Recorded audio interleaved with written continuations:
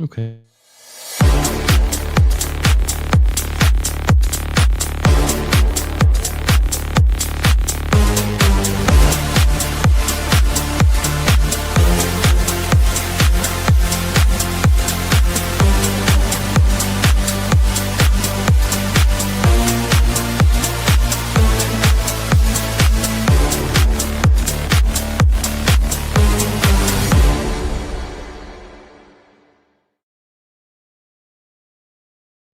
Hey, look at my friend. Hi. I'm back. It's the Randy Karraker Show with Brooke Grimsley, and we are brought to you by DraftKings, where the crown is yours. Brooke is back. It's great to see you. Yes, it's good to see Been a you long too. time. I know. You actually dropped by the house not long after ours. Was he like 2 months at that point? I think so, yeah. I think 2 months, and he was asleep. He is wide awake now and keeps me wide awake. And so it's been a lot of fun these past 4 months, but man, it's been crazy. Is the best way I could describe it. I've been there, so yeah. I know.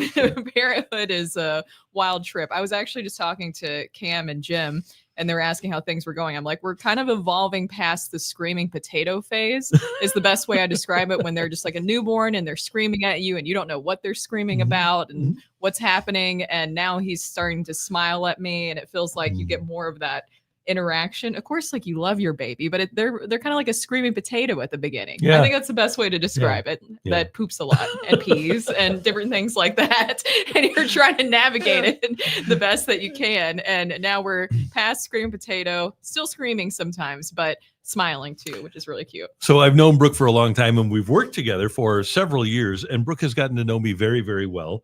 And so this was waiting for me when I showed up here at the studio today. Brooke shows up early. I show up a little bit later, and there's a Dr. Pepper waiting for Randy. You've always taken care of me with Dr. Pepper, and I appreciate it greatly. Yes. I said I brought you a cold one to have delicious this morning. So you could crack a cold one open. There we go. For my return today. And it's great to see you guys. Yeah. Yeah, it is. Quite a few things happened while I was gone, huh? Oh, yeah. The Cardinals just had a great year. I don't know if you're aware of it, Brooke, but this playoffs start next week. And the Cardinals are a part of that, well, right? No. Oh. But they gave you guys runway. Yeah, that went great, right? Well, no. Oh, no. They I mean, the pitchers emerged, right? Well, no, not really. They found like a superstar, right? No, not really. Oh, okay. No. Whoops. Yep. Our Vandy boy never turned into the ace that we thought he was going to be. People still, get mad about that. Yeah, they Randy. do. They get mad about that. I know. Believe me, I know. Matters. Hey, before we get going, and we want you to chat and say hi to Brooke. One thing that you need to know, and so we're still little Ari. We're trying to get him into a Brooke and David are trying to get. I'm not trying to get little Ari into a routine, but you'll be back eventually on a regular basis. It's just not going to be regular right now. Yeah, we're still working on it. And, I have my parents here helping a little bit, but we're still trying to get that schedule down. So we're just trying to get him figured out a little bit more. He deals with reflux. So if you're a parent that has dealt with a baby with reflux, please give me any advice that you have whatsoever. But we're just trying to get him settled in a little bit more of routine, and then we'll be good to go. Good. And so, not because of that, but because of other factors, the live presentation of the Randy Karraker Show here on STL Sports Central starting Monday is going to be at 3:00. And we're going to do 3 to 4, and then we'll do a little bit more after that. But the normal live portion of the show will start at 3. And the reason for that is because our data shows that more people tune in to YouTube at 3:00 Central Time than 10 o'clock in the morning Central Time. Makes sense. People are working at 10. They might have their own screaming potato at home that eats around 10, because usually that's the time that Ari eats. So I understand that. But 3:00 makes a lot of sense. Yeah. So we're going to do that. Bernie, by the way, is going to join us. Our buddy Bernie Miklasz is going to join us at the bottom of the hour. The Cardinals do wrap up their home season this weekend against the Brewers. And it's number one, the Cardinals have been an okay home team. They've been a pretty bad road team. And I think it was right around the time you were leaving. You were very pregnant at the time. Very. And the Cardinals had gotten off to a 2-12 start on the road. And then they ultimately made it back to 21-21 on the road. And one of the things that's happened, and I think injuries are a part of this, and I think the lack of it's not an immature team, but the lack of baseball maturity kicks in, and you just don't know how to win on the road because it's a different animal. And right now the Cardinals are 33-43 on the road. So after getting to 21-21, they've gone 12-22 on the road since. I wonder what that is. We've discussed that before about why, and not to just point fingers at anybody in particular, but we've talked about specifically Oli Marmol and his record with this team as he's taken over the manager and how they performed on the road. And I'm not saying it's on him. It's more of probably on the players and that immaturity that you were talking about of, I don't know what it is. Of course, you get comfortable at home. You like your home cooking, but what do you think that it is about them going on the road that they're not able to put two and two together? And my impression of players now, and we're never on the road, but from talking to people that are on the road with the team, this isn't a group of players that goes out at night and isn't ready. Players just don't do that anymore. No, I can't see Brendan Donovan just tearing up the town out on the road or something like that. He's a very dedicated family man. Yeah, he is. And I think the Cardinals have a lot of those guys. I think it's just a matter of, like you say, getting comfortable. Ken Hitchcock always used to say, we need to become comfortable being uncomfortable. And maybe the Cardinals just haven't reached that point yet. We're playing in an adverse environment and maybe even a hostile environment. It's something that doesn't work for them. I think it's really interesting because, obviously I've been gone for a good stretch of the season, kind of the entire season, but I have been paying attention as much as I can. I haven't been able to watch, honestly, every single game, but some of the conversations that have emerged, and we were kind of joking about it at the beginning, you're talking about this team on the road and you bring up that immaturity, this runway season. It seems like we haven't really learned anything. I know you've discussed that. And I saw those conversations too, which really intrigued me about Jordan Walker. And I know that you guys talked about that at length, but when you talk about that immaturity and that preparation, and then I hear about that conversation of preparation coming up around Jordan Walker, what is this just kind of the new age of player where the preparation might be different than what we've seen with players in the past? Or is this an organizational issue? That's my question. Well, they've had the conversations with him and we know he's a bright guy. I have no idea why that's happening because everything we've ever heard about Jordan Walker and his work ethic and his baseball IQ is that he gets it. But then for Brant Brown to go on with Bernie and Chris Ranji and Aki and say, well, he needs to do a better job of preparing and he needs to especially understand that when a relief pitcher comes in, he can't be surprised by that. That is kind of alarming because at this stage, at the age of 23, with as much as he's had to deal with, and if indeed the Cardinals have had long conversations about him with this, Jordan Walker should be, when he drives through the gate at the ballpark, he should be mentally prepared. I wanted to ask you, because I've been thinking about this ever since I saw that conversation with Brant Brown, how much do you think with Jordan Walker that plays into the way that the organization has handled him, and maybe he's even questioning how to handle himself or maybe some mistrust within the organization? I think that absolutely could be the case because, and we talked about this, whether it was on the radio or here, he heard so many voices and it might be, he's saying, you know what, I'm just going to do what I did to get here. And I'm not going to, these guys don't know what they're talking about. He might be saying that. But that being said, and we talked about this too, the sole reason that Brant Brown is here and Turner Ward is not was to improve Jordan Walker and Nolan Gorman, and neither of them have. So I wonder if you've gone 6 months and they haven't improved, what do you do? I'm pretty sure that Jordan Walker is going to be here for 2026. I don't know about Nolan Gorman. I think if the Cardinals get an opportunity to move him, they will. But I wonder what will change that will make Jordan Walker better. I'm interested because this is another topic that we're discussing today. You're having the end of the John Mozeliak era. And if he'll be honored this weekend or not, you actually asked Jim Hayes as he was exiting if he was going to be honored this weekend. And we'll see that. But that's a big part of this is when Chaim Bloom takes over, what will happen with that entire coaching staff and manager?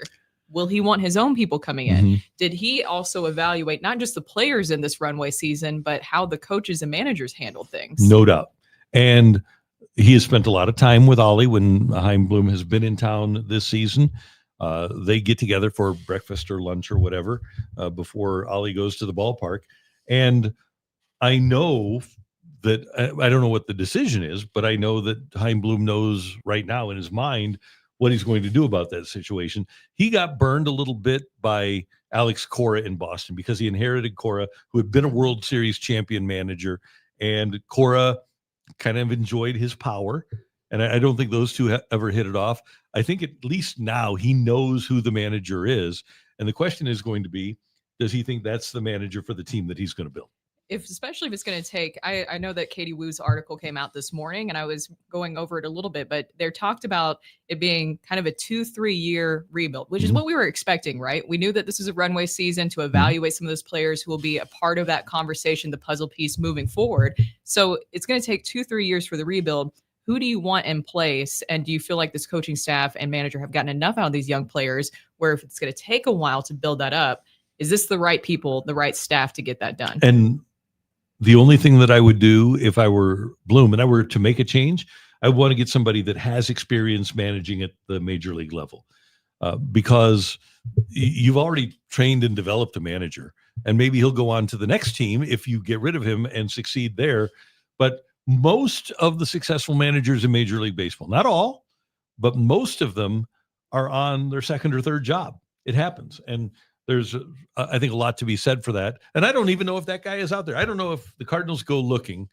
I guess he is in Skip Schumacher, if you want that guy. He's experienced and he's won a manager of the year, but he also might wind up with the Rangers job after this season. So I just don't know. And I know the Cardinals appreciate Ollie's managerial style and what he's done with this team. And this has not been easy circumstances for him. No. But I just wonder if they might, like you say, be looking for something different. And I do think, by the way, that Ollie is guilty through association with Mo. He's known as Mo's guy, 100%. right? Yes. And so when you're looking at optics, and optics are a real thing, and trying to sell tickets, that might factor into it. I see some comments coming in from Skywalker 1982. Don't need an old manager, which is true. If you have an older manager, that's tough, right? Because we just talked about with this new age of players where they talk about Jordan Walker and somehow that preparation isn't working out for him. In the past, you've discussed this too. Nolan Gorman, we've heard about him having different voices too, that he has his own hitting coach and maybe he would rather listen to that hitting coach rather than the Cardinals coaches. And there's not much any manager can do in that situation to get past that voice in their head of, no, I'm going to listen to my guy and not you because this is what was working out for me. Do you bring in a younger manager or would it be an older manager? It's like it'd have to be somebody who can perfectly handle both. And Ollie does have experience with working with these younger guys, and they seem to respect him really well. And this hasn't been an easy hand that he's been dealt whatsoever. Because you mentioned the way that he even came in after everything that happened with Mike Schilt was not a great way to set up any manager who would be taking over because of how publicly that was handled. And then on top of that, too, the pieces that he had to work with and this bullpen that he's had left to work with has been abysmal. Yeah. So that's not an easy task whatsoever. And I wonder, there is one guy that is an experienced, and I'm not talking about old, I'm talking about experienced. Like AJ Hinch isn't old, but he's experienced. He won a World Series with Houston, and now he's the manager of the Tigers. And this might not go over well with Cardinal fans, but a guy that has ties to Chaim Bloom is the former Pirate manager, Derek Shelton, who also has spent a lot of time in St. Louis. He understands what the Cardinals are all about. He's been through that rebuild process and come out on the other side. But when you got whacked by Pittsburgh, is that something that you can sell to Cardinal fans and say, okay, well, this is our guy? I don't know. Well, and then I think if you're a real true baseball fan, though, you know how hard Nutting is over there, the Pirates owner. Yeah. And there's not much he can do in that situation. Like with Derek Shelton, not much he can do when you're kind of dealt in that position where that's the guy who's owning your team, who is very much known as being a cheapskate, basically. Yeah. We have some more questions coming in. Let's see. I'm still getting used to the chat. I haven't done this in a while. It's been a while. Is Stephen Vaughn available from Cleveland yet? Stephen Vogt. No, they're doing. Cleveland is only 3 games out in the American League Central. They're red hot. I think they've won 12 of 13 and 7 in a row. And I'm guessing that the Guardians don't want to get rid of Stephen Vogt. He's doing a great job. And think about them. You know, we talk about losing our bullpen. Well, they lost their bullpen to gambling, allegedly. And they're still playing great. Now, the Cardinals do have a couple of people that would know him in Rob Cerfolio and Larry Day. Cerfolio overseeing the minor leagues and Larry Day is their minor league director. But I don't think that the Guardians would have any intention of letting Stephen Vogt out of his contract. It would be less than $1 million to buy out Ollie. Yeah, that's not an issue. I don't think money, especially when you're bringing in a new president of baseball operations, and you have to give him the autonomy to make moves like this. Money for a manager cannot be an issue. Yeah, no. And I think that too, I've seen some people discuss this as well. And you brought this up. When it seems like somebody's on the DeWitt's payroll, they want to keep that person on their payroll. Right. Like it would take a lot to be able to move on from them. Yeah. I mean, we were talking before we came on the air about Gersh, who is still occasionally around the ballpark, and he's a director of special projects or something like that. He's working on special projects, which kind of means he doesn't have a real job, but he's being paid for it. And this ownership has been reticent to pay people to not be working for them, but they did fire Mike Matheny right after they gave him an extension. That's true. Yeah. So, and Ollie has a year left on his contract. I think that they have to go one of two ways. I think that it'd be unfair to Ollie to bring him back with only 1 year left on his contract. If you make the decision, and I have no problem with Ollie Marmol coming back as the Cardinal manager. If the Cardinals make that decision to bring him back, I think that they should give him an extension because, and I mentioned this on the show yesterday, Brooke, and you've been around sports long enough, a young team that has a manager on the last year of his contract or a coach on the last year of his contract, they are apt to try to steal a base and say, I'm not going to do that. He's not going to be here next year anyway. So that would be a concern of mine. I think you need to give that the manager or coach a little bit of power within the clubhouse, and that includes having some security. Here's some credit to Ollie. And Jay says this, it's crazy that this team is only 5 out of the wild card, especially with how bad this overall roster is. And I think that is credit to Ollie. So that's something that is in his corner when you are looking at him working with Bloom and this rebuild that we're talking about moving forward. I was thinking about this because Juan Soto drove in his 100th run last night. And I was trying to think of, okay, Soto, the Mets have multiple studs, fourth game in a row that Pete Alonso hit a home run. The Phillies have Harper and Schwarber. The Braves have Austin Riley and Acuna. Even the Nationals have they have Mackenzie Gore as one of their starters. They have C.J. Abrams. They have Wood. Even the Nationals have studs. The Brewers, obviously, with Churio and Yelich is going to be a 30 and 100 guy. Kyle Tucker is a stud. The Reds have Ellie De La Cruz. Even though he's slumped, I think we can agree that he's a stud. Hunter Green last night with a complete game one hitter for Cincinnati. The Pirates, we know about Skeens and what he does. The Dodgers, you don't need to say who's their stud. Padres, same way. Diamondbacks with Corbin Carroll and Marte. The Giants go out and get Devers and add him to Adames and Chapman and Logan Webb. The Rockies. Okay, the Rockies don't have a stud. The Rockies and the Marlins and the Cardinals are the three teams in the National League that you can say they don't have a dude. And the Cardinals, to your point, to be where the Cardinals are without having a dude on their roster is pretty impressive managing. It is. And I saw somebody point out too that Mike Matheny was not great with the bullpen. And we discussed that Ollie is able to make something out of this bullpen. And he's been able to do that in years past too, as he's been the manager for the Cardinals. He's been able to kind of mix and match and find out what works with this bullpen. It is interesting because this team doesn't have a dude. I was thinking about this because you posed the question last night in the group chat of who is the MVP of the season for this team. And I kind of went back and forth with, is it one of the guys who used to be a catcher that's not a catcher anymore? Ivan Herrera and Wilson Contreras, to their credit, offensively have delivered. And I'm even curious to see what happens with both of them moving forward, because in Katie Wu's article this morning, she discussed that they'd be looking at possibly trying to move Wilson Contreras. Of course, he has a no trade clause, so it'd have to be on his terms. Once again, remember they tried to do that last offseason. Didn't work. He wanted to say, so did Sonny Gray. That's another guy that they supposedly will be looking into moving, but both guys might not want to do it. I think that those guys you could look at as the MVPs of the season for the Cardinals because of what they've been able to do offensively. But outside of that, it's kind of been a disappointment. Right. And win because of his defense. And he basically played 3 months with a bad knee. And I think that did affect his offense. But I'm with you. I would go Wilson Contreras. Yeah. That being said, if the Cardinals decide, okay, we want to move Herrera to first, or we want to move Walker or Burleson, whomever it might be, I wonder if you're a player and the team comes to you for the second year in a row and says, hey, would you accept a trade? You want to trade? I wonder if you kind of get the hint. Yeah, I don't know. Like it's like a date that didn't go well, huh? Yeah, exactly, like it's right. like, or when you're trying to so you invite people over for a party or something, and then some of the guests kind of overstay, and you're like given a hint of, okay, it's getting late here. Exactly, it's kind of late here. It's time to move on. Yeah. I feel like they are trying to give him that hint. Same thing with Sonny Gray, though. They tried to move Sonny Gray because they wanted this to be a runway season, and it's about the youth movement. It's about seeing what those younger guys are capable of, but both of them wanted to stay here.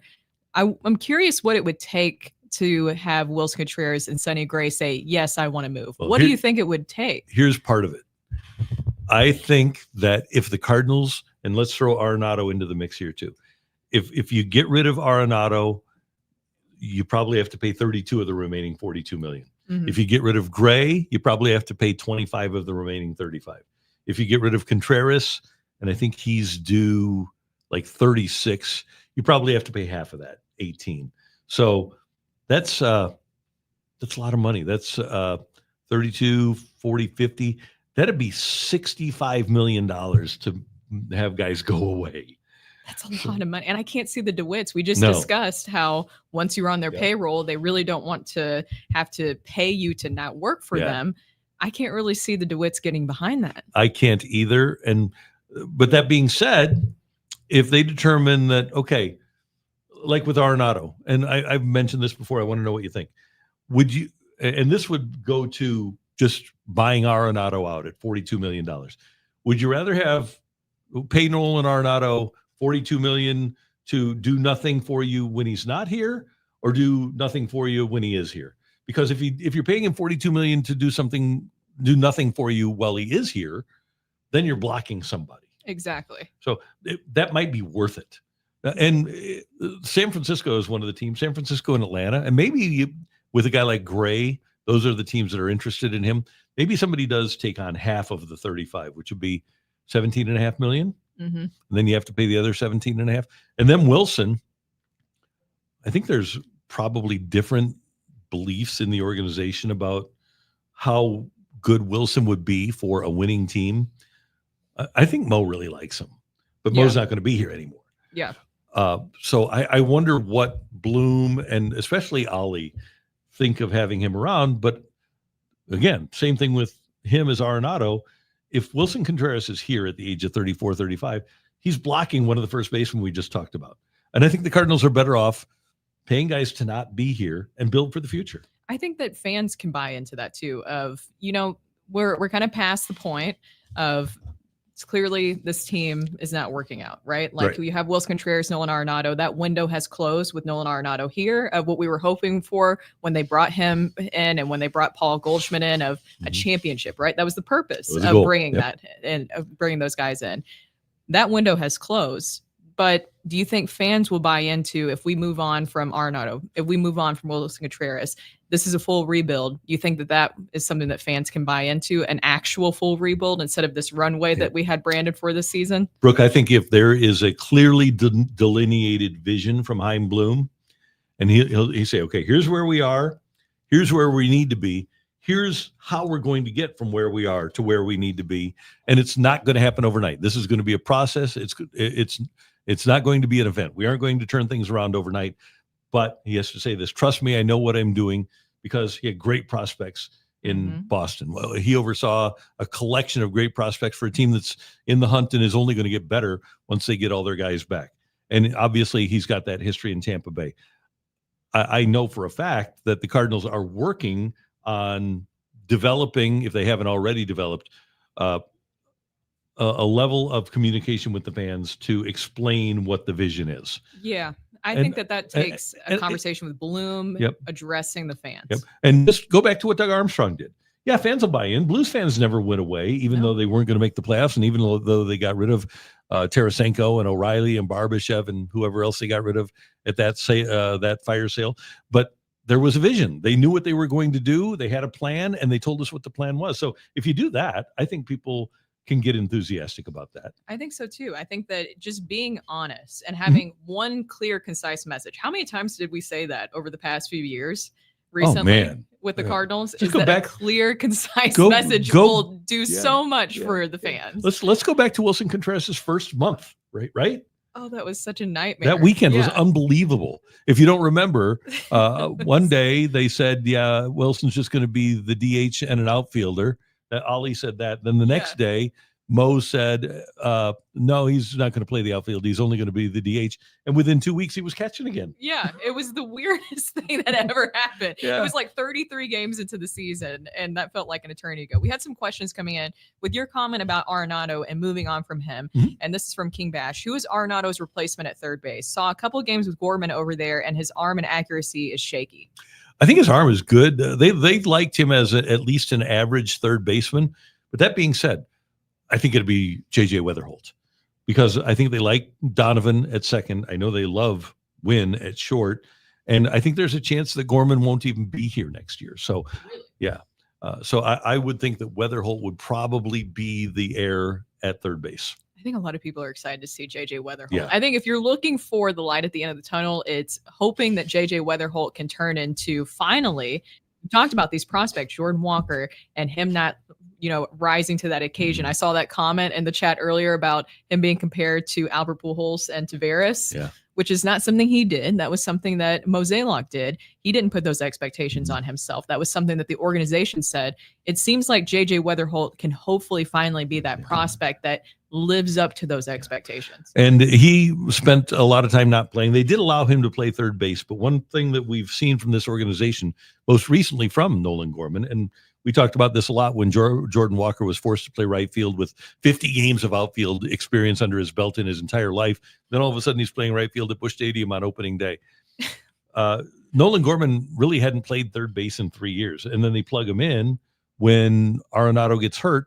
And I don't think that's fair to the player. I think you need to give a player a level of preparation at a position, even if he's played it a lot in the past, to get him ready to play in games. And they didn't do that for Gorman this year. I think an off season at third base and a spring training at third base, if that's what their goal is, to have him play there, would really benefit him. By the way, I don't think he had ever played first base until he played it in a major league game. Exactly. And I think that we're so used to, and I know that Nolan Gorman, it's fair to make those comments, right? Where we're worried about that accuracy and how he'll be at third base because we've been spoiled with Nolan Arenado at third base. I mean, it's really hard to fill those shoes with what he's been able to accomplish at third base. But also in Cardinals history, Randy, we know that defense has been what the Cardinals have really been associated with. Good defense. That's something that we've seen in the history that's embedded in the history of the Cardinals. But we're starting this new era with Chaim Bloom. And I was thinking about this, about what exactly this new era will be in Cardinals history when we're looking back at it. And I think a lot of people are hoping it's pitching, because the one thing that I have seen this season is that there's really not a lot of pitching depth within this organization. And it seems like Bloom is being brought in. You've discussed that Rays model with what he's had with pitching wise in the past, that maybe this will be the start of hopefully where they can build in some pitching, some homegrown pitching, get back to that we've seen in the past. If we look at what Cleveland has done, and let's leave Boston's pitching out of the equation, because I don't think Chaim was there long enough to really develop pitching. Obviously a great history of developing pitching in Tampa with another Vandy boy, David Price, right? He was there for that. He was there for Shane McClanahan. He was there when he got drafted. A lot of really good pitchers when he was there. But man, look at what the Cleveland Guardians have. Tanner Bybee has pitched great in the second half. Gavin Williams, another young pitcher, 11-5 with a 3.06. Logan Allen has been great, good during the course of his career. But they lose guys and they plug guys in Cleveland. And I hope that that's one of the things that they do here. And his first draft, I think, was notable in that they went out and got multiple college pitchers, and they're going to try to develop those guys. Hey, before we get to Bernie, we want you to know that The wait is almost over. DraftKings Sportsbook, America's top-rated sportsbook app, is coming soon to the Show Me State, and you can sign up today. New Missouri customers can get $300 in bonus bets when we launch on December 1st. Download now and place a $5 bet when DraftKings goes live, and DraftKings Sportsbook will bring everything you need to elevate your game day, including live in-game betting, lightning-fast payouts, and endless ways to get in on the action, all right from your phone. And when we officially go live in Missouri, you'll be betting with the Sportsbook app trusted by millions, safe, secure, and has fast money withdrawals. Download the DraftKings Sportsbook app now and use that promo code right there on your screen, STL Sports, to grab $300 in bonus bets with just a $5 bet when DraftKings goes live December 1st. That's code STL Sports in partnership with DraftKings Sportsbook. Gambling problem? Call 1-800-GAMBLER. 21 plus, physically present in Missouri. Eligibility restrictions apply. Bonus bets expire 7 days after issuance. Excludes customers who redeem pre-launch sign-up offer. Terms at sportsbook.draftkings.com/promos. All right, let's get to Bernard J. Miklasz. You see his great work here at STL Sports Central at stlsportscentral.com. You see his videos here on YouTube, and he joins us every Friday. Hey. Hello, Bernard. Hey, Brooke. Hello, Randy. I didn't realize I realized you didn't have your distinguished co-host back. Outstanding. Great to see you. It's great to have Brooke back. How you doing? I'm doing good, man. Getting ready for another great weekend. A lot of great college football. I mean, Illinois and Indiana, South Carolina at Mizzou, only the fourth Saturday night game at Faroe Field since they joined the SEC. That is going to be one hell of a party. And Mizzou will continue to ascend in the polls. I'm not sure what Indiana. I'm not sure if I think the Illini will pull it out because they're tough. But that should be a great game too. It should be great. I think, Bernie, one of the things about Mizzou for tomorrow is that this could be a national coming out party for Bo Pribula. Now, he's playing against by far the best defense he'll have played against so far this season. But if he plays the way that he's capable of playing, and you gave the statistics, I think it was last week from Pro Football Focus, they regarded him as the number one quarterback in the country. If he plays to that level, I would think that could go a long way towards establishing Pribula and Mizzou as a factor for the rest of the season. I do too. And Pribula, there is definitely some buzz around him. I watch a lot of YouTube videos, concerning SEC football, from all different parts of the SEC. And they're all buzzing about Mizzou, and they're all buzzing about Pribula, and they're all buzzing about Ahmad Hardy, and they're all buzzing about how terrific Mizzou's front seven is, and they're all buzzing about how well Eli Drinkwitz does in the transfer portal, and how he just restocks. They lose players to the NFL or to the portal, and he's got ready-made placements, ready to go. Like there's no drop off, and that's why they've been really one of the short list of the best teams in college football since the start of the 2023 season. And I was. Randy, to your point about Pribula, and I was trying to find the number, but I can't find it. And I did it. It's in the video I did yesterday. But it's funny to look at the Pro Football Focus, and they do a great job with college football. It's really funny to look at the Pro Football Focus, the best quarterback grades so far among Power 4 conference teams plus Notre Dame. And Pribula is second in Power 4. And the reason why he transferred to Mizzou is because they had Drew Allar coming back, right? Mm-hmm. And Drew Allar's like 43rd or something. I mean, it's like, and I said in my video yesterday, which is still there, and I hope people look at it because I got a lot of good stuff in there about how prominent Mizzou really is. I said, I wonder how I'd like to visit like one of those Penn State fan forums right now and wonder if anyone's grousing about, well, we went with the wrong quarterback. We let the best quarterback get away. I mean, I doubt it, but you never know. I doubt it too, because we all know how those forums go, Bernie. Right.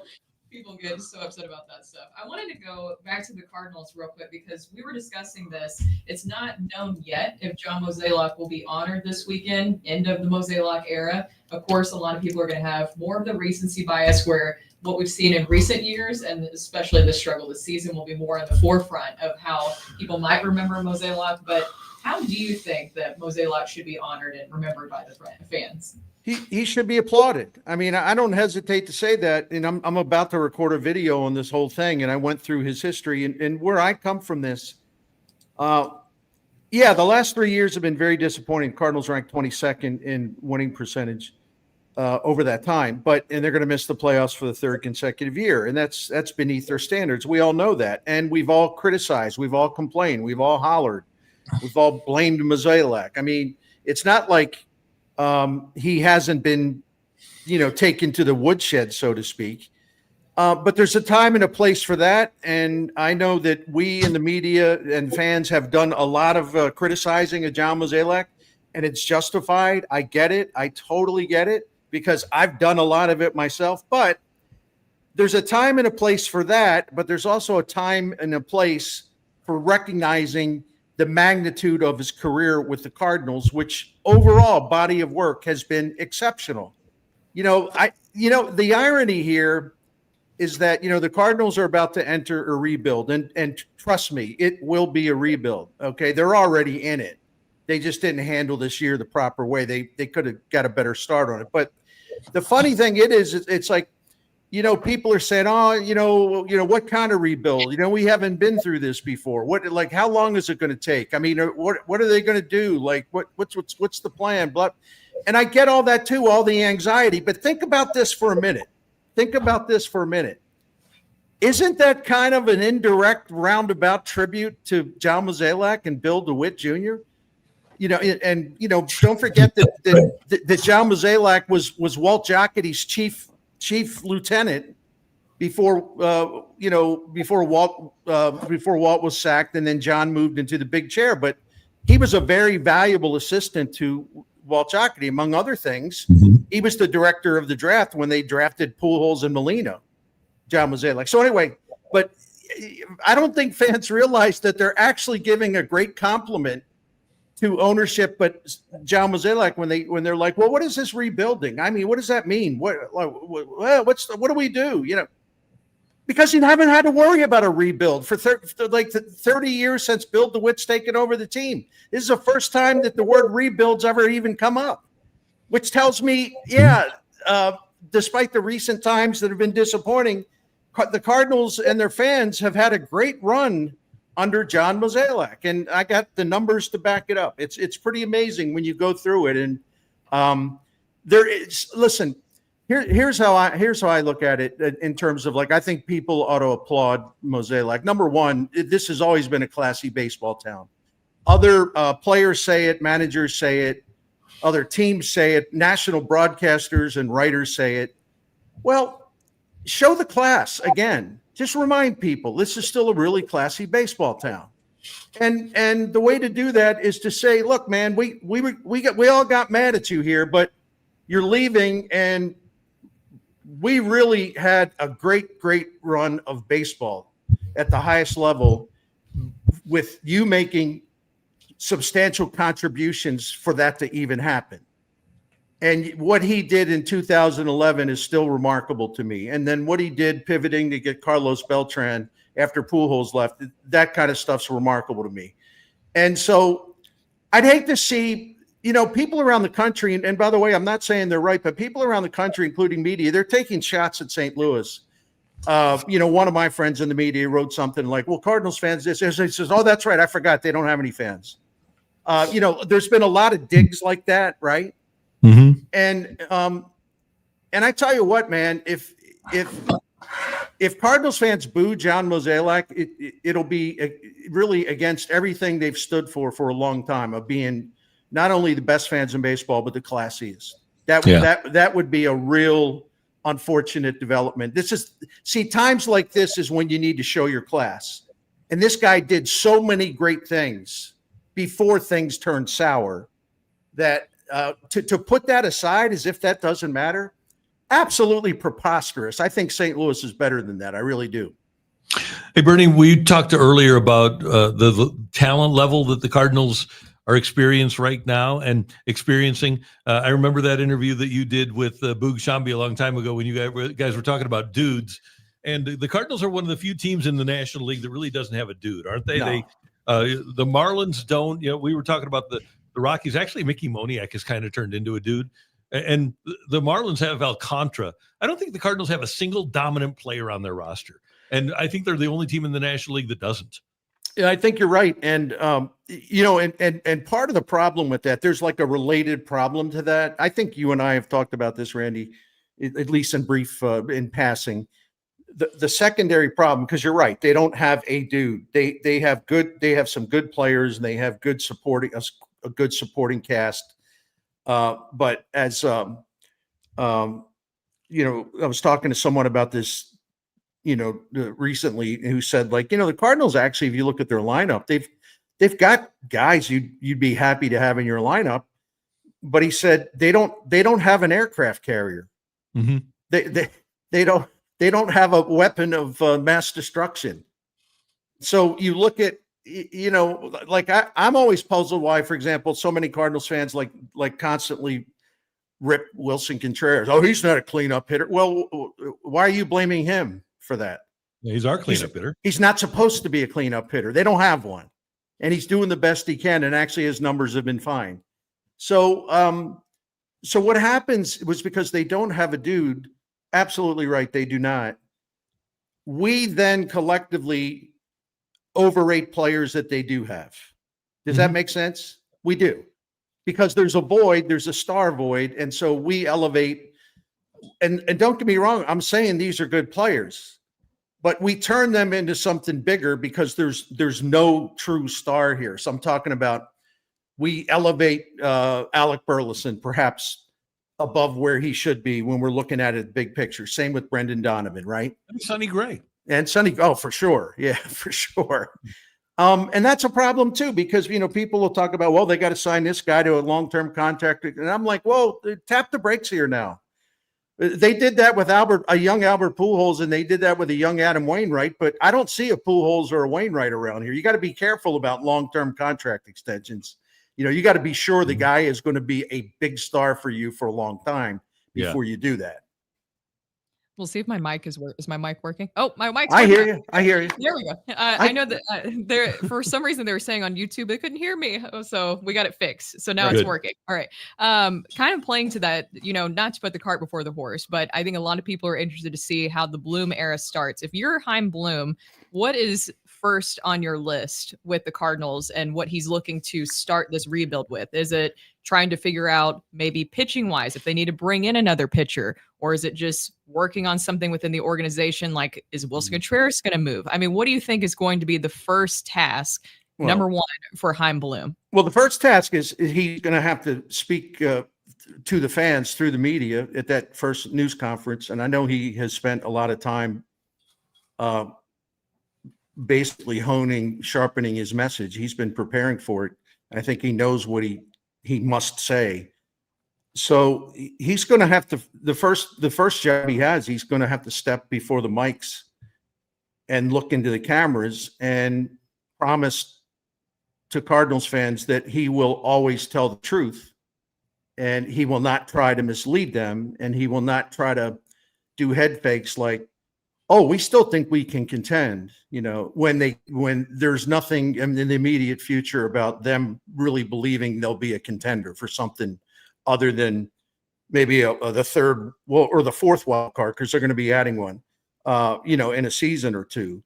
But what Cardinals fans may not like what Chaim Bloom's plan is, and his plan is to rebuild, and it's not going to be a fast rebuild. It's going to be methodical, and they're not going to derail their own rebuild by, spending money just to spend money and to just say, see, we're doing something. This is all about cultivating as much young talent as possible. And they're already off to a great start, thanks to the people that he brought in to help him with rebuilding the minor league and player development system. But, Chaim Bloom has to be straight with the fans. And even here's what I mean by that. Even if he comes out and he tells them exactly what the plan is, and he asks for their patience and he asks for their help and their support, and because the Cardinals will come out better because of it, even though it's going to require some patience. And as long as he lets the fans know that he understands that it won't be easy for them, it won't be easy for him.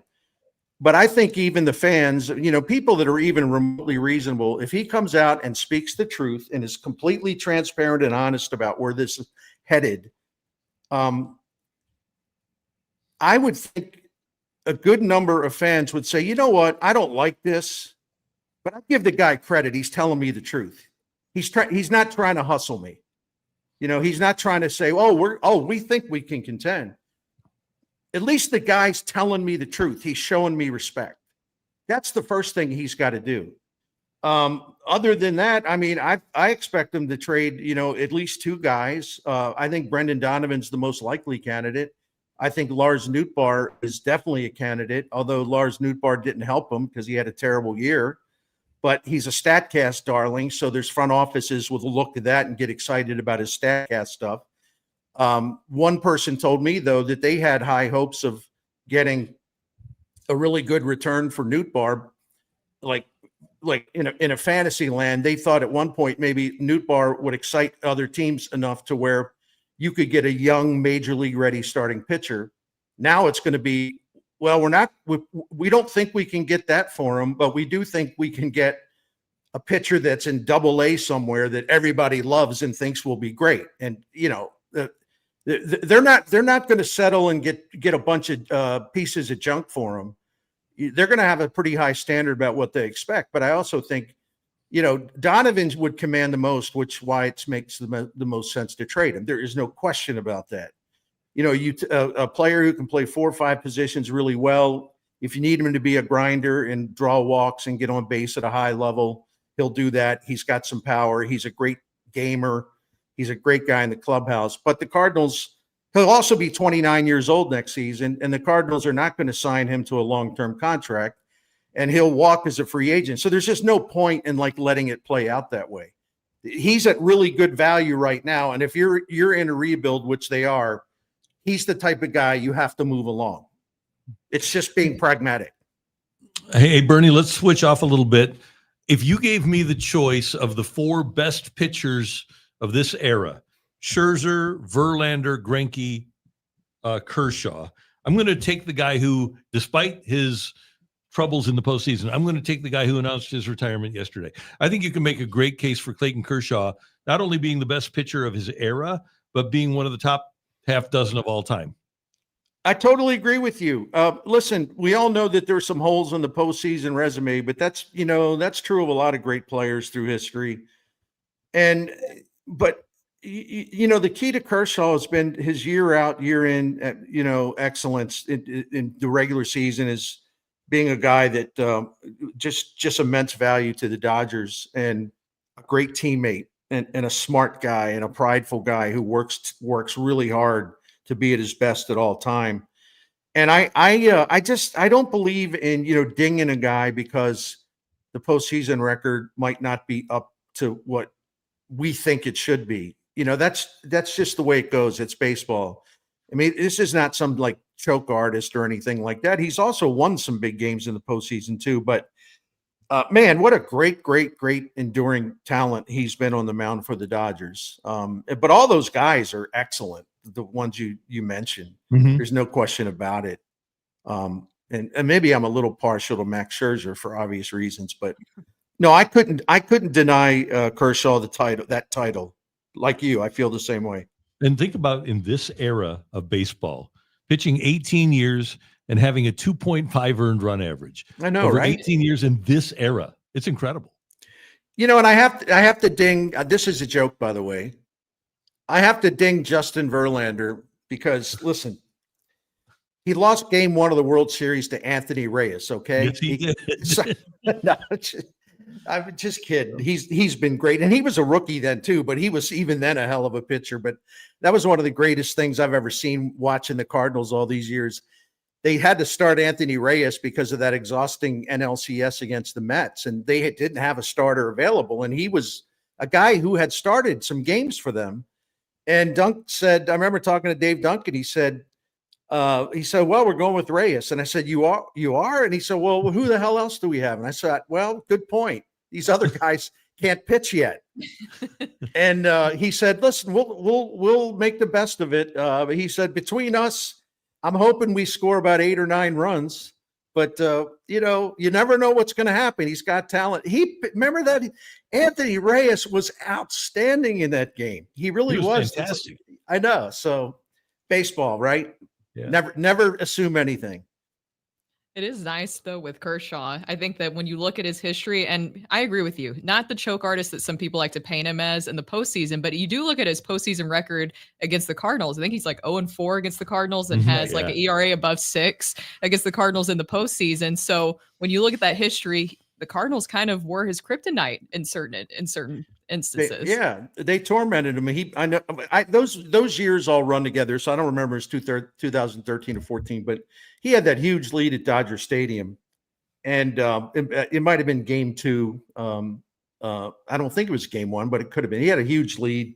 Grichuk hit a home run, and Carpenter was shooting doubles all over the place, and the Cardinals came back on him.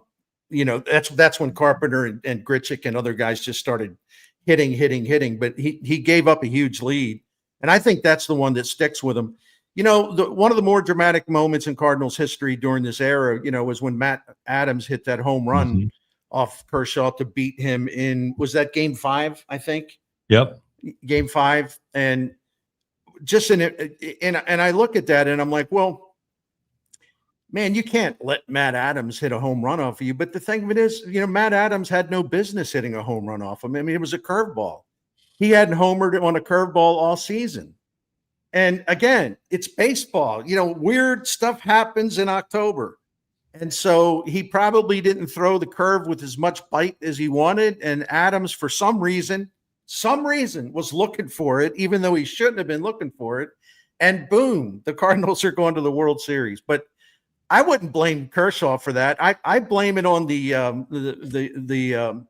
autumn winds, of change, and how, as Tony La Russa once told me, he said, well, you've got to understand something, in postseason, all it takes is one lightning bolt. It takes one lightning bolt. You think you're dead, and then you hit them with a lightning bolt, and then they're reeling. He says, or if you get hit by a lightning bolt, you're like, you freak out. It said it happened to us with the A's in '88, the World Series. Yep. It happened with us in a couple times here. He said, people don't understand. This ain't regular season baseball. It ain't 162. They're short series. You get hit by a lightning bolt, you're done, because it's a short series. And so, Kershaw, I think, represents that more than anything, the fate of October and how cruel it can be. Yeah, absolutely. And Bernie, the other thing I wanted to touch on with you this morning, Jeff Passan had a great piece about a potential lockout at ESPN.com. And as the Cardinals go about making moves, and even though Bill DeWitt isn't as visible as he was, he's still close to Rob Manfred, and he still knows what's going on with the collective bargaining agreement. And I have determined that as the Cardinals make moves towards that time, December 31st of 2026, when the CBA runs out, I'm going to look at everything from the lens of the CBA ending and there perhaps being a lockout. I think that's a logical way for us as fans to approach the way the Cardinals make moves. 100% agreement. You have to.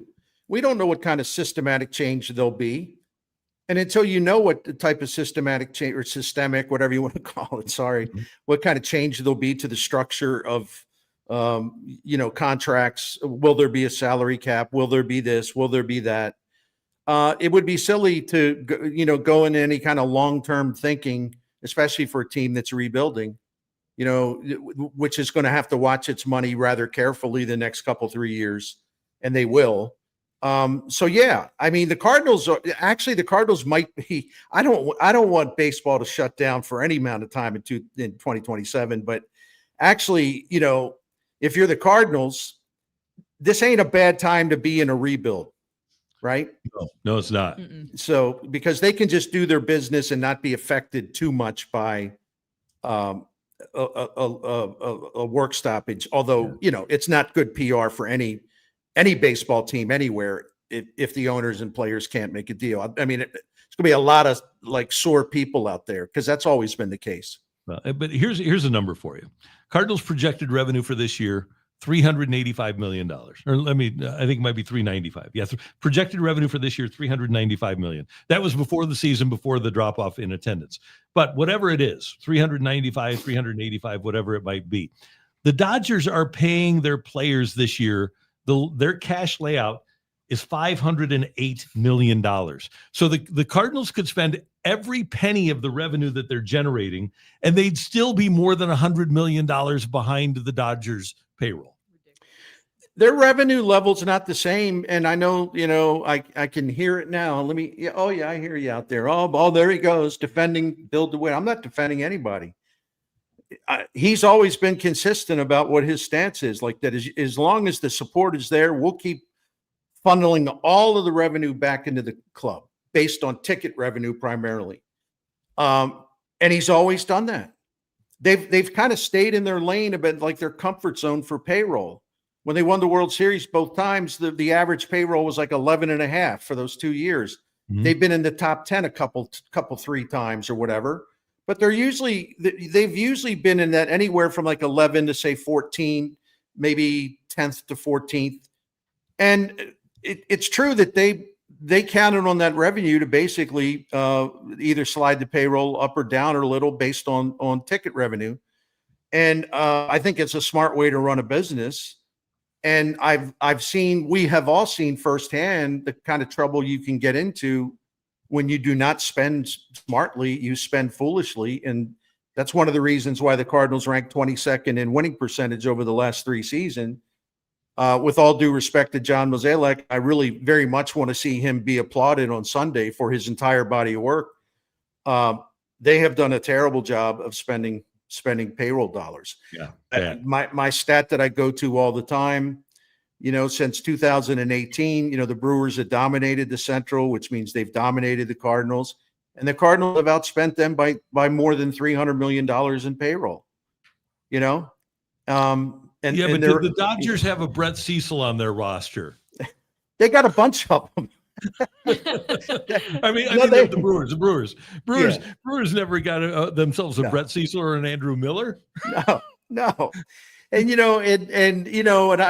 that's why the whole Chaim Bloom thing interests me, because when they hired him, man, I was getting jammed by people on my videos and elsewhere, just like, oh, great, what have they ever won? And I'm like, well, you do know that basically every year the Chaim Bloom worked there, and even now they've been like 27th, 28th, 29th, or 30 in payroll, right? You do know that in 2019 they won 96 games and nearly knocked off the Yankees. Won 96 games with the 30th ranked payroll. People equate. I don't know what it is where people think the more you spend, especially a mid-market team like St. Louis, the more you spend, the more you're going to win. You have to spend to win. No, you have to spend wisely to win. You can't spend stupidly. Then you won't win. And they've been doing too much stupid spending. Tampa Bay has been to the same number of World Series as the Cardinals and the Yankees since 2008. And yet there are people in our community who somehow think the Cardinals hired some loser because Tampa Bay's never won a World Series. Tampa Bay shouldn't even be anywhere near a World Series or the postseason for that matter. Right. Yeah. And they would have won if they wouldn't have taken Blake Snell out. That's right. That's right.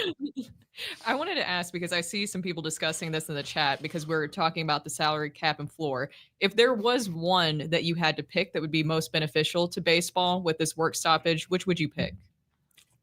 Well, I'm conflicted because I don't think there's a need for a salary cap. However, if baseball wants to balance it out a little bit, I mean, we have seen how well a salary cap works in the NFL, and the NFL should be the standard for any professional sports league, because whether we like Roger Goodell and some of his cronies or not, that's not really the point. They have like the perfect model, and the players continue to get more and more and more money than in other words, the football players get a huge share of the total revenue, and it works. And I think The only fair way to do this, though, is not to choose one or the other. You put both in at the same time. I mean, there's not there.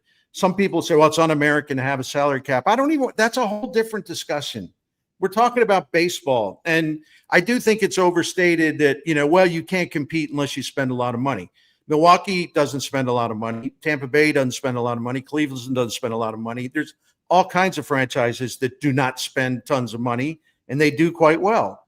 But the problem with baseball is, like, you got guys like that. I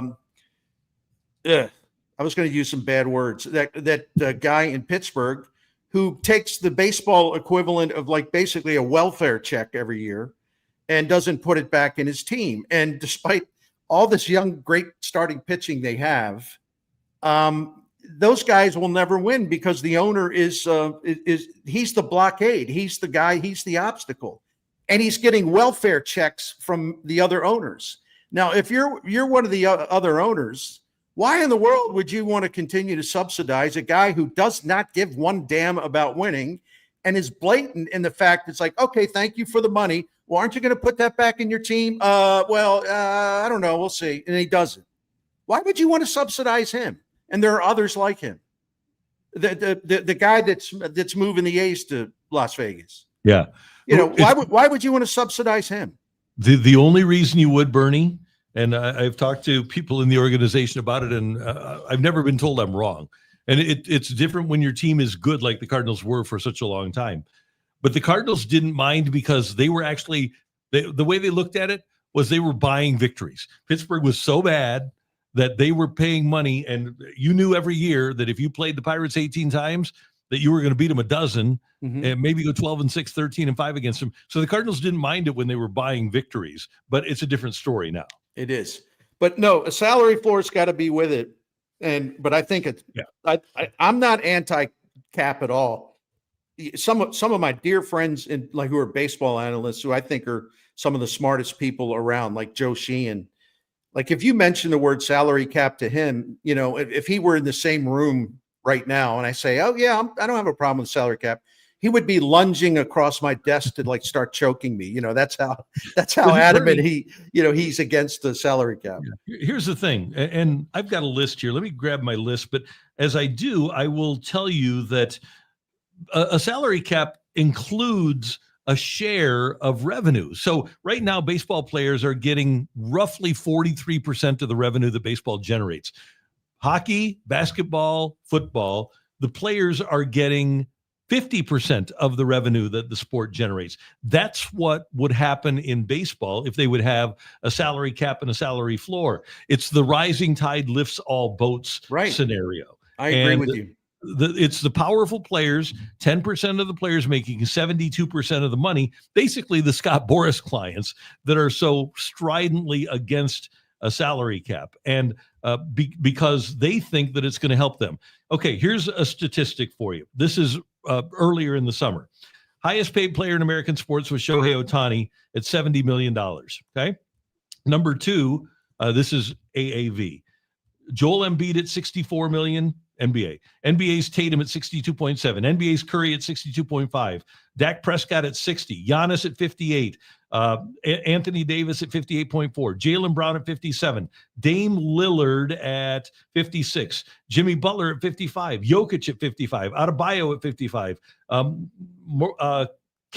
Karl Anthony Towns at 55, Devin Booker at 55, Allen at 55 million, Josh, Trevor Lawrence at 55 million. I'm not seeing any baseball players here. Joe Burrow at 55 million, Jordan Love at 55 million, Tua is making $53.1 million, Jared Goff at 53 million, Paul George at 52.8, Justin Herbert at 52.5, Lamar Jackson at 52 million, Jamal Murray at 51.9, Jalen Hurts at 51. Then you get to Juan Soto at $51 million.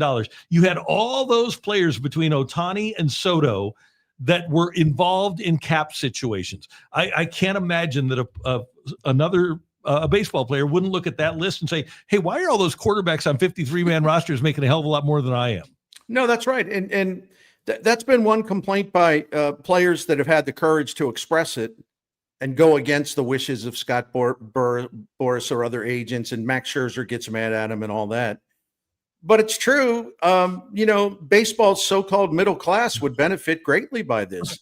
You wouldn't have, you wouldn't have good players waiting almost until the start of spring training before someone offers them a much lower deal than perhaps they're worth. For example, I mean, this is just one example because it's a local example. I mean, for Phil Maton to have to scrounge around. Oh yeah. And sign for $2 million, which is, for all of us, that's a lot of money, not for a Major League Baseball player of his level of experience. He's got to scrounge around and, basically hope someone throws him, metaphorically speaking, a bone, based on what he should be making. I mean, that's an example of it right there. A guy like Phil Maton, he should be like having to scrounge for a job. A guy can pitch that well in a bullpen. And there's a bunch of examples like that. And by the way, that's also where Chaim Bloom is going to be really effective for the Cardinals, because Chaim Bloom will be able to find those value signings. He'll be very good at it. Not just him, with Rob Cerfolio and all these people that he's bringing in, and he's bringing in more. And the other thing, Keith Law, who's well connected, told me about Chaim Bloom. He said one thing the Cardinals are doing, they're putting in a bigger emphasis. They think Chaim Bloom believes that this is a big deal. You have to do this. The Cardinals are beefing up their pro scouting department. They're not only, redoing the minor leagues, and man, there are so many smart people that have been brought in on that end. But Chaim Bloom he respects scouts, whether you want to call them old school or not. He thinks there's a lot of value in what they do. And, apparently he doesn't think the Cardinals have put enough into that area, but he's going to change that. I like that a lot. That's why Tampa Bay loved Randy Arozarena, because of their pro scouts, right? The people that were watching the minor leagues. So that was a big thing. By the way, Bernie, as I was giving those salaries, you might have noticed that I hesitated when I said Anthony Davis. Brooke? Because you're used to street clothes. Street clothes. That's what he goes by. That's what was written down, was street clothes. It's pretty good. Oh man. I hope that if they shut it down, it's going to be brief, but I'm like you, and I'm like most people. If you did a poll, I'm sure about 85-90% of baseball fans would say, we're going to miss some, there'll be some games lost. And there's probably a lot of doom and gloom people too. But I always think, they got the All-Star game scheduled for Wrigley Field, and, Manfred and all those people and the networks all love Wrigley Field. And, and I know if they lose the whole season, they would put the next year's game at Wrigley Field. But, if they miss a couple of months, believe me, I'm not saying that's good. And I think it'll be particularly harmful to the Cardinals, who are already going to be hard pressed to sell more tickets. But, you come back and all of a sudden, you're playing the All-Star game at Wrigley Field and everyone's celebrating baseball. I mean, I don't know. I don't know. I wish I had reasons to be really optimistic. No one's presented any reasons that makes me optimistic about avoiding this. I'm with you. It is always great to see you on a Friday, Mr. Miklasz. This is fun. So you got the 2 TV setup going tomorrow night for both Illinois and Mizzou? I think Illinois' got an early game. I thought they were 6:30. Wait a minute. Oh, don't tell me that. You ruined my plans. Yeah. Is that right? No, 6:30 on NBC for Illinois. I don't know why I read that wrong, but I don't really map it out until Saturday morning anyway. Oh, okay. But no, I have in my cave. It's not a cave. It's a lair, my home office where I'm sitting now. Yeah. I got a pretty big TV in here. I also have a tablet. I also have my laptop. So I'll have basically 3 monitors going at the same time. And awesome. I managed to keep up with most of it. There's just occasional Saturday night like this one, and even last weekend where there were a lot of games I wanted to watch. So, and then I ride it out and watch games late at night too, including ones that I missed earlier. And I can fast forward through some areas. But I believe in watching a lot of games. I want to know what's going on. I'm also a Heisman Trophy voter for a long time, and I just look, man. If you have a vote on that, you better honor it by taking it seriously. And you better watch as many players as you can. Yeah, it's amazing to me, and I get that some people are on the road and they just can't see a lot of games. Right. But you do have the ability, especially with the internet now, to. There's only like 10 guys that you're going to be watching anyway at the beginning of the season, so you make sure that you know what those guys are up to. And can I? And this is like a related note. One of the things in my video yesterday about Mizzou, I raised hell about is like, Mizzou's accomplishments over the last 3 seasons have been overlooked. They were downgraded, and I'm not sure why. Why? Because they have one of the best records factually in college football over that time. And it gets better all the time. And so after back-to-back double-digit win seasons, and they go into this year with a really great transfer portal on the roster and a lot of players coming back and a coach who's really good and 2 coordinators who are really good. Please tell me how a team that went into the year with their head coach at 19-19 and hasn't done a damn thing really since Urban Meyer left. How in the world was Florida going into the second week of the season ranked 13th in the AP poll, and Mizzou is not in the top 25? I wonder how much of that, Bernie, is a product of recruiting rankings. I mean, maybe so, but isn't people got to pay more attention to the transfer portal rankings because he's way up there every year. Yeah, it's just amazing and I was trying to find these numbers really quick, but I know we got to go. But here, why is Notre Dame 0-2? It's perception, right? Or why is Notre Dame ranked at 0-2? I think the first ever 0-2 team to be ranked, but it's because perception is there. Yeah. It's the brand name that people are hung up on, or they vote for helmet decals. Yeah, right. And it's like, why? I love college football. It's one of the reasons why I left the Post-Dispatch, because I wanted to watch college football every Saturday. But I don't understand. There's like a cult mentality or something. Like if there's a program that was like dominated in the 50s and 60s, they still get the benefit of the doubt in these polls. And it's like, why? Like why was South Carolina, ranked, I think they started out 10th in the nation. Then they went to, they were 13th last week. Now they're out altogether. Well, if you all thought South Carolina was all that, and they're not, then why would you boot them? You're contradicting yourself and showing how vapid and shallow you are, because they lost a game to a Vandy team that's actually really good. Mm-hmm. And all of a sudden, boom, they're gone. They're kicked out of the top 25. And you say, well, okay, but then the other thing that irritates me about that is like one of the reasons South Carolina got kicked out of the 25 is because Vandy beat them. And these clowns still don't recognize that they were really good last year and they're even better this year. But oh my gosh, they lost to Vandy. They have to. Vandy's good. Why don't you clowns pay attention? And I think that's what Mizzou runs into. And Brooke knows Vandy and Tennessee very well. I think that the perception is, despite the 2 back-to-back 10-win seasons for Missouri, 10-plus win seasons, I think the perception out there is, they're Missouri, they can't be that good. And I think that's the perception about Vandy too. It's all perception. Vandy's been bad. Vandy's been bad, and also it's hard to recruit in Vandy. I think the only thing I could think of, Bernie, when you're bringing up that question is something that is not in Eli Drinkwitz's control, but when you have like a UMass on the schedule and then the way that played out, I think maybe that is something. Mm-hmm. Having an SEC team travel to UMass, that probably didn't help out that much. Yeah, but I feel like it's just that perception of, it's like Mizzou is still kind of like the stepchild of the SEC. And I like how Eli Drinkwitz, though, embraces it in a lot of ways. He uses that to fuel his guys. I found this. If you remind me sharing this, do we have a minute or two? Oh, we got a minute. Since the start of the 23 season, and this includes last weekend's games too. The only teams in the Power 4 plus Notre Dame, the only teams that have won more games than Mizzou overall Ohio State, Oregon, Georgia, Texas, Penn State, and Michigan. Next comes Ole Miss and Mizzou, both tied with 24 wins. So Mizzou is tied for 7th in the nation for most wins since 2023. Well, what about winning percentage?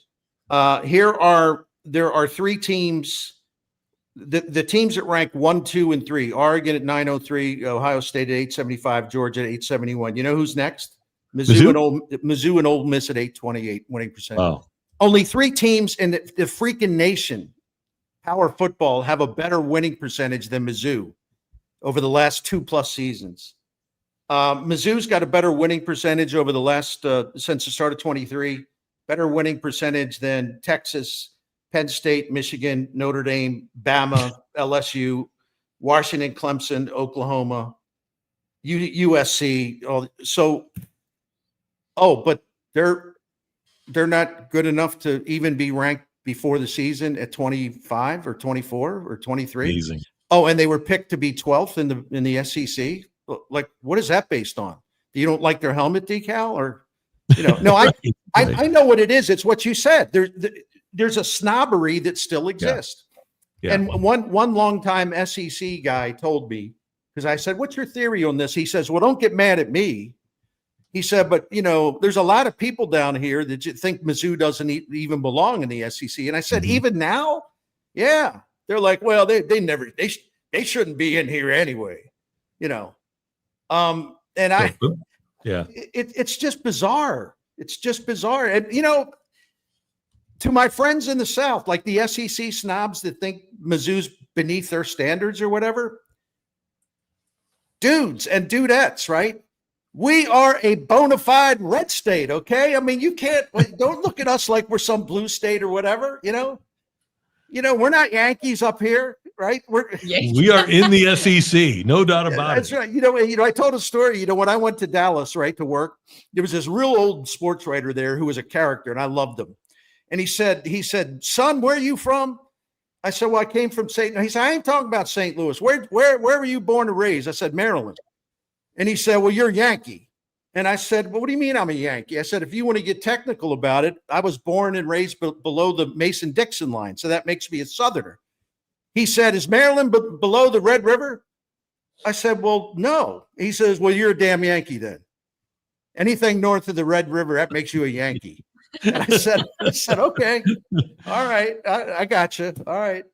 So but that attitude is out there still a little bit anyway. And Bernie, I always try to retort with this. Mizzou's played in 2 SEC championship games. Mississippi State's played in 1. South Carolina's played in 1. Texas has played in 1. Kentucky, Ole Miss, Texas A&M, and Vanderbilt have yet to make an appearance in the SEC championship game. So Missouri has more SEC championship game appearances than Kentucky, Ole Miss, A&M, and Vandy combined. But yet a percentage of football experts and fans in the South look down at Mizzou. Yeah. So maybe they should look down at Mississippi State. By the way, as many combined Mizzou has, and I'm not even going to count Texas and Oklahoma, but Vandy, A&M, Ole Miss, Kentucky, South Carolina, Mississippi State, Missouri has as many championship game appearances as all those schools combined. What are they doing in the SEC? That's a good question, Bernie. and you notice too, Mizzou detractors even now point out, well, I mean, they beat Central Arkansas and they beat Louisiana. Have you taken a look around? All the power conference teams have had at least 2 cupcakes so far. Yeah. So why is Mizzou being singled out? Yeah. Well, here, Bernie, to that point, Illinois beat Western Illinois 52-3. They went to Duke. Give them credit for that. Right. And beat Duke 45-19. I don't know if that's a whole lot different than beating KU. And then they win it against Western Michigan 38-0. So it's Western Illinois, Duke, and Western Michigan for the Illini. And for Mizzou, it was Central Arkansas, KU, and they beat last week. They kill Louisiana. So basically the same schedule. But Illinois is ranked 9th.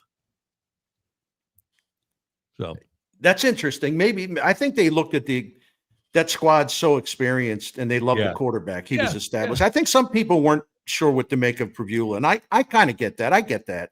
Yeah. I wouldn't blame anyone for saying, well, chances are he'll be pretty decent, pretty solid, but we don't know. No one really knows how he's going to throw the ball. That's a legitimate point of view before the season. But to that point, Texas was number 1 with Arch Manning, and Ohio State was number 2 with a guy that had never played before in Julian Sayin. So it's because those teams have done it before. It doesn't matter what their quarterback has done in the past. I had as many questions about Julian Sayin as I did about Bo Prabula, but they were ranked number 2 in the country. And not that they shouldn't have been number in the top 10, because they had a lot of other good players. But if we're going to just base it on questions about quarterbacks, pretty much everybody in the top 10 had a question about their quarterback this year, except for Penn State and Illinois. Right. And that's a good point. There's been a lot of change because quarterbacks don't stay. They're not there for 4 or 5 years. They're the rare exception. They're the exception these days. But college football is great. It's awesome. And people always ask me, what do you think about the NIL? What do you think about this? What do you think about that? Conference real? I said, I don't care. I don't pay attention to it. When it's time to kick off, I'm like, okay, well, which games are on? And then I'm excited. I just, if what's the point of sitting and like fretting and stewing and bitching about all the changes in college football? You either love to watch the game or you don't. I don't blame people. Yeah, it is. It really is. Yeah. Well, listen, I love both of you. Brooke, it's great to see you. And, you go from taking care of a baby at home, and now you've got to take care of this baby at STL Sports Central. So anyway. Thanks, it's great seeing you, Bernie. You all have a great weekend. See you, brother. Love you too. Take care. That's the great Bernie Miklasz with us. Oh, man. Scream potato, as I said, to another scream potato. I think, this is actually a really interesting point. And I think it was Samuel Howe that brought this up on the chat. A meaningful SEC road win or beating a ranked team on the road is maybe something that has hurt Mizzou. And I just looked this up. I did a Google search, so I don't know how accurate this is completely. But it's from what I'm getting on Google right now, the last time Mizzou beat a ranked team on the road was October 12th, 2013. Wow. That's been a while. So maybe that could be part of it too. I do think that outside of that, though, not being able to beat a ranked team on the road, because when they beat Vandy last year, Vandy wasn't ranked. And also they hadn't beaten Alabama yet. So then they didn't have that even reputation behind them just yet. I maybe that is part of it too, but to the point of what you and Bernie are saying, I think that Mizzou coming in, they weren't part of the original SEC, that they were a little bit later into the game of coming to the SEC, that is something that I feel like maybe some fans are just not even fully accepting. But the writers should be paying attention, to your point, more about what is currently going on. But I honestly think that Eli Drinkwitz likes when this team is underrated. You're nationally. right about that. He likes that. I think that he thrives off of that. I don't think there's any doubt that he uses that as motivation for his team. Hey, he's playing the no respect card with his players a lot. Yeah. He says, we don't listen to the noise, but they really do. Yeah. No, he listens to the noise. Yeah. Well, we definitely know. It's always the ones who say that they don't pay attention. Yeah. They don't read the articles. They don't watch, the clips. They don't listen to any of the shows. Those are the ones who are really paying attention the most. Yeah. Hey, we have never forgotten the Grim Rapport. So do you have a Grim Rapport for today? I do. So I thought, like because I have a baby now, as I said, scream potato. I came across this video that's going viral on social media right now, and it is a football player, Shaq Barrett, I believe, who's an NFL linebacker. He is learning a lot of the stuff that I'm learning about being a parent, and one of those is projectiles.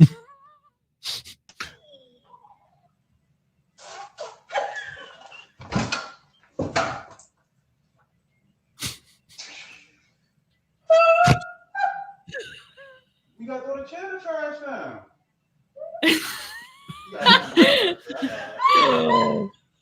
So that's being part of a parent. I'm sure does that bring back memories for you, Randy? Oh, it does. Absolutely. Yeah. Does it bring back I had a memories? projectile vomiter. Really? Yeah. Oh my gosh. We have a projectile spitter upper. Is that a proper word? Mhm. Spitter? Yeah, spitter upper. How far? Like 6, 7, 8 feet? It's more of just like the quantity, Mhm. there's a lot of it that comes out because he has reflux. So there's a lot that comes back up, and because there's so little, you're like surprised how much can come out of them sometimes. Oh yeah, it's unbelievable. But yeah, Shaq, that was the Grim Report, is him learning some of the fun parts about being a parent, which is the projectile poop, which was something I was not expecting. The amount of different, I feel like I'm a poop expert now. That's something that you become as a parent, because I have seen so many different versions of poop, and now this has turned into a poop show. But yes, that is something I was not expecting whatsoever. And by the way, just checking quickly at Sports Reference, 2023, Missouri went to 24th ranked Kentucky and beat them 38-21. Went so to not too far. 10th ranked, or no, they in 2024, and I know these weren't SEC games, but they went to Kansas State and beat them, or was that before that? I guess that was 2023. But they've had a couple. Last year it was Boston College. Boston College was 24th when Mizzou went down the road and beat them. And there was one other one. If you count postseason, I guess if the playoffs, remember they beat Ohio State. Ohio State, yep. I know that, of course, it wasn't the real version of Ohio State, because you had some of their key guys sitting out, but still. Yeah. October 29th of 2022, October 29th, they went to number 25 South Carolina and won 23-10. So they've had their moments on the road under Eli. They just haven't done it super consistently against ranked teams. Lost to LSU, as I mentioned, beat 24th ranked Kentucky in 2023. They clobbered 14th ranked Tennessee November 11th of 2023. They win 36-7. Wow. So so they've won their SEC games and games on the road. So is this like riding a bike? Was it easy for you just to get back into this? Somewhat, yeah. I think that still I haven't slept much, so sometimes forming sentences is just hard. I sent that text to you last night. I sent a picture of Ari sleeping, and I said, hopefully he sleeps tonight so that I can actually form sentences in the morning. And it's still rough. Yeah, he woke up a couple of times last night, and so kind of putting two and two together with words in my head is just, it's still a little rough. Okay. You were fine. Don't forget, after this weekend, when we come back on Monday, I'm sleeping in. Ooh, that'll be nice for you. It will. Yeah, I've been getting up at 4 a.m. for too long. So we're going to do this show at 3 p.m. henceforth. Oh, fancy. Yeah. So we're going to do 3 to 4, and then we'll do a little after party as well. Here on the Randy Karraker Show. It is great to have you back. So if I call you, will you just say maybe and then come in? Yeah, okay. We can do that. So all we need to do is text her and Brooke will be here. Good to see you. It's good to see you too. That is Brooke. Thank you for the Dr. Pepper, by the way. Yes, cold one. Close out your Friday. Yeah. Thanks to Wilson for getting us on the air here as well. Thanks to you for being a part of the Randy Karraker Show, sponsored by DraftKings, where the crown is yours. Don't forget, like this video and subscribe on the YouTube channel. And we will see you Monday at 3:00 here at STL Sports Central. Cardinal pregame and postgame today and throughout the weekend. Mizzou postgame tomorrow after the Tigers take on South Carolina. So plenty of content for you here at STL Sports Central.